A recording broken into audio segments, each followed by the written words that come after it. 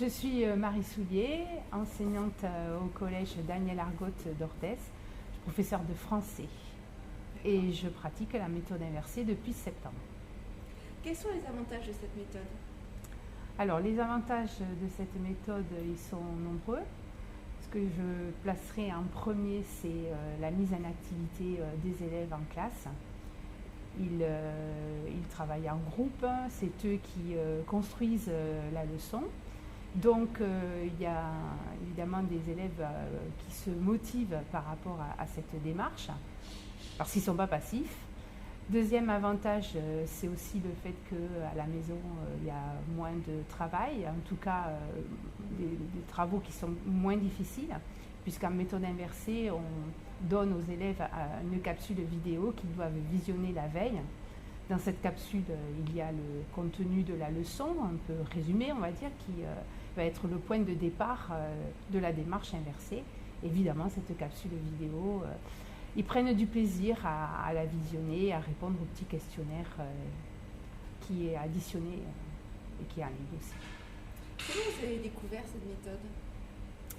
J'ai découvert cette méthode en surfant sur la toile et je suis tombée sur un site canadien. Et là, j'ai regardé une première capsule, c'était des sciences, les sciences de la vie et de la Terre. Ça m'a interpellée, je me suis après documentée sur la démarche, j'ai regardé beaucoup d'expériences en primaire, au lycée, et puis je me suis dit que j'avais envie d'essayer, donc je me suis lancée d'abord en accompagnement personnalisé en 6e, parce que c'était plus facile de commencer par des petits groupes. Et puis, j'ai finalement complètement basculé et maintenant je fais mes cours de langue en collège uniquement en méthode inversée. Est-ce que vous avez eu l'occasion d'en parler avec vos collègues? Qu'est-ce qu'ils en pensent? Oui, bien sûr, même si je ne leur en parle pas, ils s'interrogent parce que les enfants en parlent, donc, et les parents aussi. Donc les collègues me posent beaucoup de questions. Certains trouvent ça plutôt bien et je pense que même il y a des collègues qui ne vont pas tarder à basculer. Et quelquefois j'ai eu des remarques de collègues qui sont intrigués par la démarche, intéressés, mais qui ont un peu peur parce que la démarche inversée, ça implique donc de travailler différemment en classe, le professeur est plus effacé et donc les élèves sont plus actifs, donc ça va générer peut-être une ambiance de classe qui va être différente. Et donc la posture d'enseignant étant un petit peu modifiée, pour certains collègues, ça les intrigue. Voilà. Alors vous avez dit que la posture d'enseignant est un peu différente, justement en quoi? Alors l'enseignant n'est plus le maître.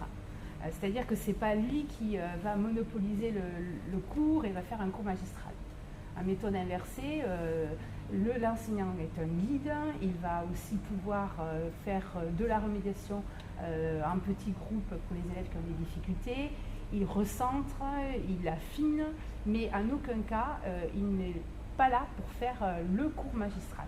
Le cours, la notion qui est abordée en classe, elle est construite par les élèves et accompagnée par l'enseignant. Est-ce que ça a changé votre relation avec les élèves? Oui, c'est clair. La relation a évolué parce que d'abord je vois les élèves en classe très actifs. Ça me motive tous les jours de voir ces enfants en train de travailler et de s'intéresser à ce qu'ils font. Ils s'investissent d'une mission quand ils travaillent en groupe. Je sens bien qu'il n'y a plus la pression du regard du professeur sur un seul élève, mais c'est plutôt le groupe qui va s'auto-réguler.